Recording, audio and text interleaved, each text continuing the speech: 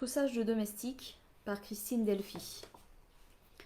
Depuis la destruction des tours jumelles du World Trade Center de New York, l'affaire DSK, c'est l'événement qui a reçu la plus large couverture médiatique en France. La nouvelle de l'interprétation de Dominique Strauss-Kahn et de sa garde à vue à la Special Victim Unit de Harlem le 14 mai, suivi de son inculpation le 15 mai, est un coup de tonnerre pour les chefs de file et dignitaires du Parti socialiste. Ils ne peuvent pas croire, ne veulent pas croire, qu'en quelques heures, le Parti socialiste a perdu son candidat en or. Puis c'est au tour des amis, qui dénoncent une erreur tragique sur la personne. Le Strauss-Kahn présenté par la police n'est pas l'homme qu'ils connaissent. Ils savent exactement ce dont il est capable. Et ce dont il est accusé, il en est incapable. La victime présumée l'a reconnu, mais eux secouent la tête. Ils sont formels. Ça ne lui ressemble pas. 2 jours s'écoulent pendant lesquels s'étalent dans les médias l'étonnement, l'incrédulité, la sympathie, le chagrin pour DSK, sa famille politique pour sa famille politique, pour sa famille tout court. Pas un mot pour la femme de chambre dont le témoignage a déclenché l'action de la police qui a mis en branle la justice. Leur ami est victime d'une erreur judiciaire ou d'une machination. On verse sur Dominique Strauss-Kahn, selon son homme lige, Jean-Christophe Cambadélis. Le feu nucléaire dont on l'aurait menacé, la Russie est peut-être dans le coup, ou Sarkozy.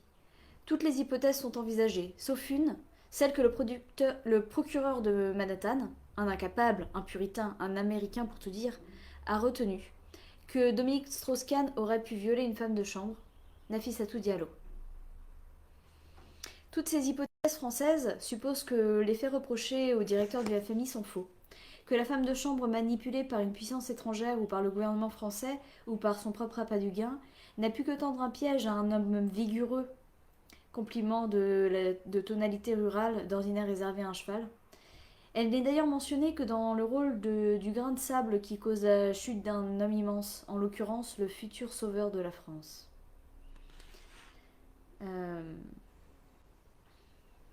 Je ne sais pas si j'ai les notes de bas de page. Devant l'indifférence massive à cette femme dont on ne sait encore rien, les féministes, d'abord éberluées par le déferlement d'une solidarité à la fois masculine et de classe, car elle émane souvent, trop souvent, de femmes, commencent dès le 3e jour, le 16 mai, à se frotter les yeux et à saisir leur ordinateur.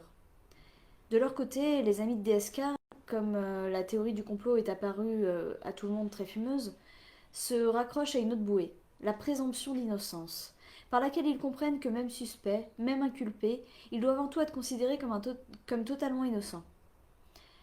Dès lors, tous les politiques et les journalistes en ont plein la bouche. Ils érigent la présomption d'innocence au rang de marqueur identitaire français. Les autres pays ont-ils cette chose merveilleuse qui nous distingue? Personne ne semble savoir que de nombreux pays, dont les États-Unis, possèdent ce trésor depuis des décennies. On ne parlait pourtant jusqu'ici assez peu de cette garantie judiciaire en France, et pour cause. Elle existe dans le code... Ah putain. Elle existe dans le code pénal que depuis la loi Guigou de 2000, et dans les faits que depuis le 15 avril de cette année 2011 et la réforme de la garde à vue. Il faut bien sûr respecter la présomption d'innocence de Dominique Strauss-Kahn. Ne faut-il pas aussi respecter la présomption de victime de la femme de chambre, demande Clémentine Autain dès le 16 mai, suivie de beaucoup d'autres féministes. Elles ne font pas la une des journaux, mais écrivent sur leur blog.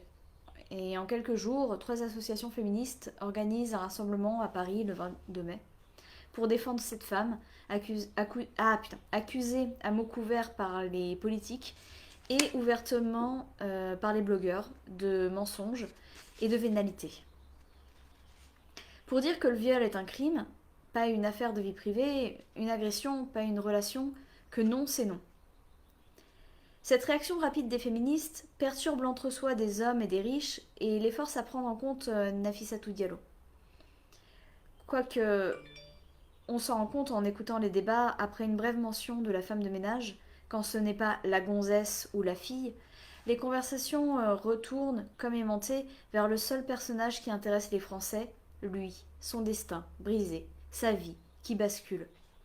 Et se focalise non pas sur le mal qu'il a, peut-être, bien sûr, fait, mais sur le mal qu'il s'est fait à lui-même. Ne serait-ce point un acte manqué? Tout cela est passionnant et très utile pour évacuer le fait que dans cette histoire, il y a une autre personne. Pourquoi tant qu'à faire un acte manqué, s'il ne voulait vraiment, c'est-à-dire de tout son conscient et son inconscient, être président, pourquoi ne pas attraper une bactérie très agressive, ou encore se faire moine, ou bronze, ce ne sont pas les religions qui manquent. Pourquoi aurait-il choisi l'acte manqué, qui implique de blesser physiquement, psychiquement et durablement quelqu'un?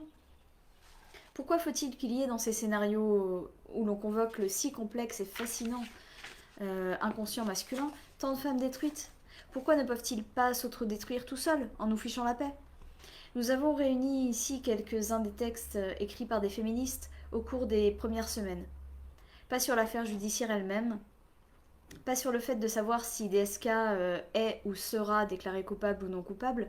Non, le sujet de ce livre, c'est que les réactions unanimes de la classe politico-médiatique disent de la société française, de ses dirigeants et de ses journalistes aujourd'hui en 2011. Des cœurs meurtris, des amis ont surgi. euh, des cœurs meurtris des amis ont surgi des cris d'une sincérité rare qui, perçant le mur de la langue de bois, nous ont révélé la vérité de ces cœurs. Ils sont remplis d'une misogynie dont la profondeur n'a d'égal que leur arrogance de classe.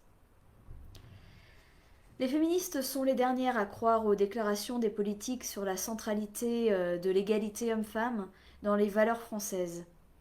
Les premières à s'en méfier. Pourtant, nous avons été surprises.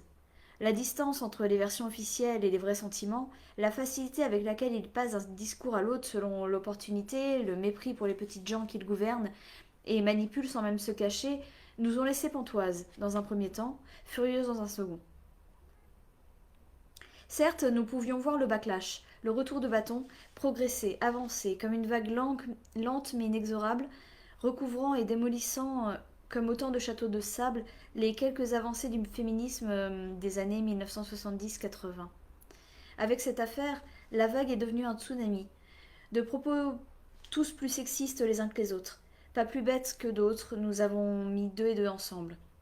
Bien sûr, les mots qui nous submergeaient, c'étaient les paroles de la musique qui se faisaient plus insistantes de jour en jour et d'année en année, et qui accompagnent le spectacle des femmes habillées, ou plutôt déshabillées, en bunnies sur les plateaux de télévision, en corps sans tête, sexe ou fesses en avant, sur les murs de nos villes.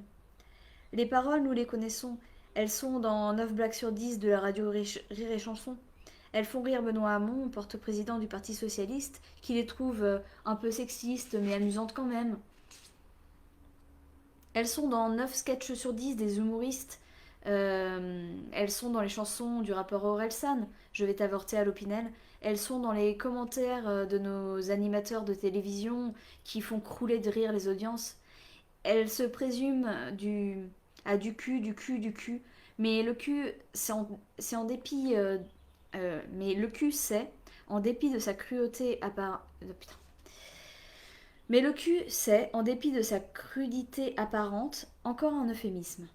Le cul, c'est en réalité la mise en scène de situations où une femme est humiliée.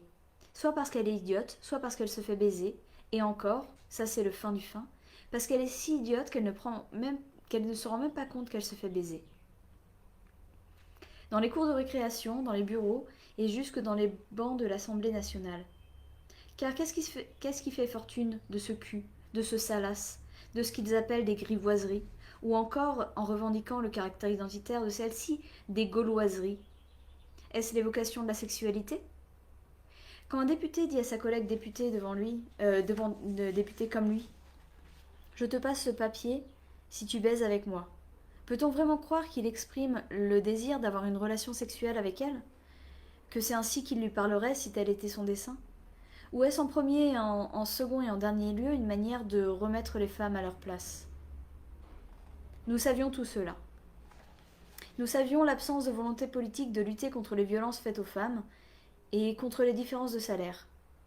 Nous savions les chiffres calamiteux sur l'emploi, sur les revenus, sur les retraites, sur le chômage des femmes, sur la fermeture des centres IVG. L'état de l'éducation sexuelle donnée aux adolescents et adolescentes. Le 21 juin, dans l'émission C'est dans l'air, Madame Catan, de l'association Parole de Femmes, décrit le patriarcat contemporain dans les écoles. Les filles ne parlent pas.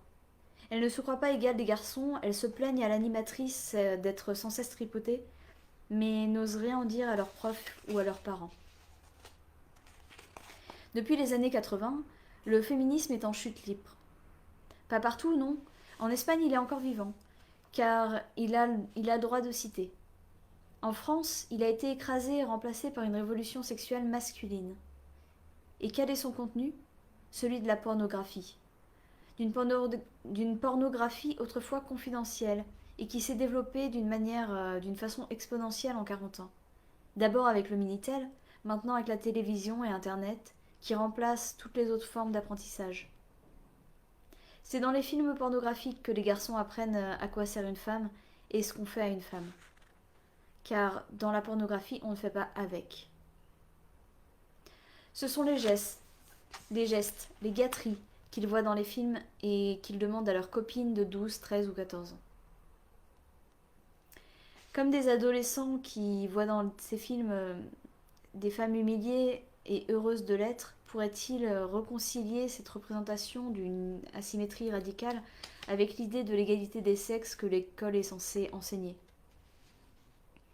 Cette idée reste une idée sans rapport avec la vraie vie que leur montrent ces films. Nous avions vu et entendu la meute des grands hommes défendre Polanski qui n'avait rien fait. Ou alors c'était il y a si longtemps. Ou alors c'était un si grand artiste. Ou encore elle faisait plus que son âge. Elle avait 13 ans.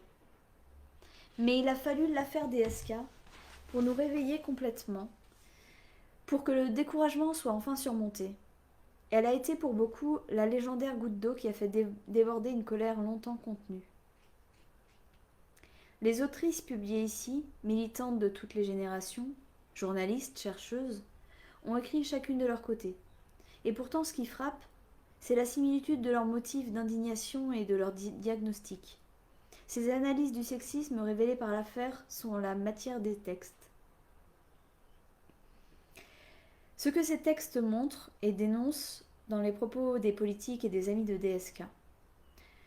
Le retour des idées que les hommes ont des besoins qui se traduisent par des demandes impérieuses adressées aux femmes.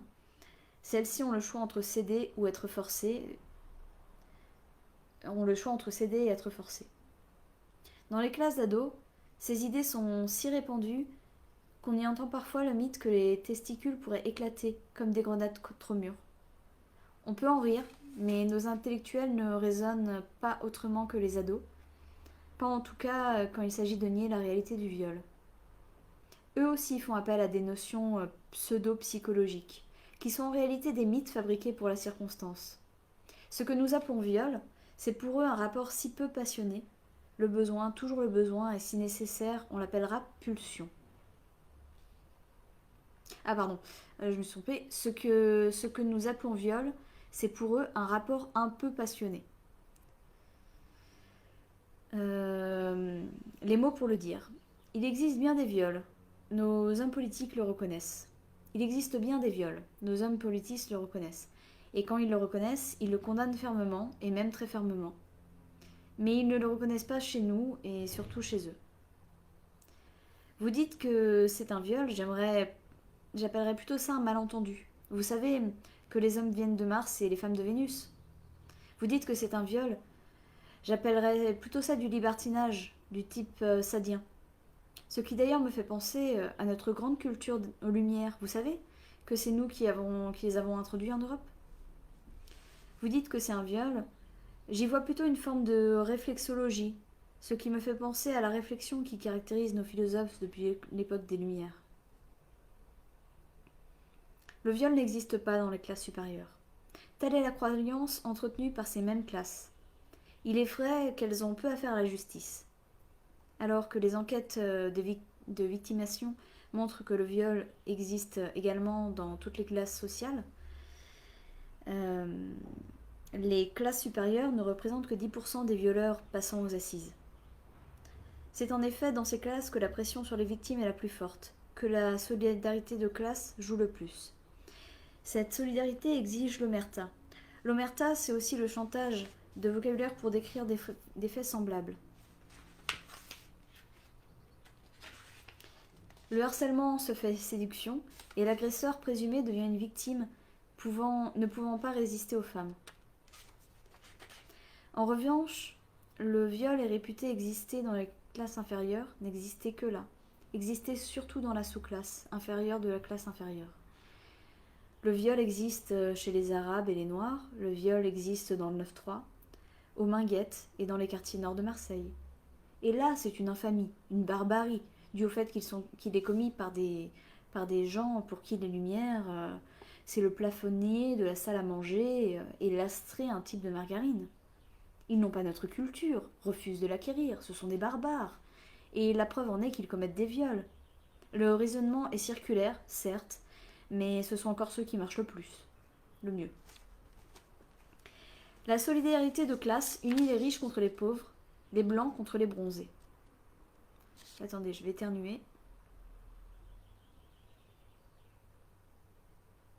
Et non. Bon, j'éternuerai plus tard. Elle produit du déni, mais surtout elle permet le déni. Et d'autant mieux que depuis une dizaine d'années, les violences sont prétendument circonscrites de façon sociale, ethnique, géographique, dans des enclaves barbaresques. Ce n'est plus un problème, ou plutôt ce n'est pas un problème, de la société française. Ainsi, le problème est redéfini comme celui du nécessaire contrôle de ces enclaves et de la réduction du taux d'étrangéité sur le territoire français. Il existe bien sûr des exceptions à cette règle, de l'inexistence du viol, bien de chez nous. On admet qu'il existe des viols français, et même dans les classes supérieures. Mais ce sont des cas pathologiques, ce type est un malade. Une vision qui ne cadre pas avec les statistiques. Celle-ci montre en effet que 47% des viols sont commis par des membres de la famille ou des amis de celle-ci, et que dans 83% des cas, la victime connaissait le violeur. Comme un seul homme. L'une des expressions récurrentes dans les textes féministes, la solidarité principale, avant celle de classe, c'est la solidarité de genre. Lors de la manifestation parisienne du 22 mai, on a souvent entendu l'expression la caste des hommes. En effet, indépendamment de leur classe, les hommes qui ont écrit sur l'affaire ont écrit en hommes, niant par avance qu'il y ait pu avoir viol dans la chambre du Sofitel de New York, mais aussi niant le viol en général, lui trouvant des explications qui sonnent aux oreilles des femmes comme autant d'excuses. Soit que le besoin de l'homme, ou encore une pulsion de type pulsionnel, les pires, l'ait emporté sur la raison, l'excuse classique de crime passionnel, soit que la femme porte une part de responsabilité. Elle était belle, ou au contraire elle était moche, elle était trop habillée, ou au contraire trop peu, elle s'offrait, voyons, ou au contraire elle ne s'offrait pas. Le silence complice des médias sur les événements qu'ils connaissaient est une complicité. Pour se justifier, les directeurs de journaux évoquent le mur de la vie privée, ou alors celui de la chambre à coucher. Le privé ici est décrit comme ceint de mur. Mais on sait très bien que le privé est éminemment portatif. En réalité, le privé est une notion juridique. Il est défini comme la sphère qui n'est pas géographique, ou le droit commun qui n'est plus appliqué. Une femme qui bénéficiait de toutes les protections du droit commun les perdait quand elle se mariait il y a encore peu d'années. Si elle était agressée par un homme, que ce soit chez elle ou dans la rue, et si cet homme était son mari ou son concubin, la police convoquée déclarait « c'est une affaire privée » et s'en allait. Ces comportements policiers se font plus rares, mais beaucoup de maris violents, quand le juge leur signifie qu'ils sont inculpés de violence contre une personne, lui rétorquent « c'est pas une personne, c'est ma femme ». Le mariage qui avant faisait des femmes et de leurs biens la propriété du mari est devenu entre 1960 et 1990 égalitaire, mais pas en matière sexuelle. Ce n'est qu'en 1992 que le viol dans le mariage a été reconnu. Avant 1992, le consentement de la femme était considéré comme donné une fois pour toutes, le jour de leur mariage, et pour toute la vie, et pour toutes les minutes que durerait celle-ci. Et encore aujourd'hui, les viols conjugaux ne représentent que 4% des viols jugés aux assises. Ils sont très peu dénoncés, très peu poursuivis.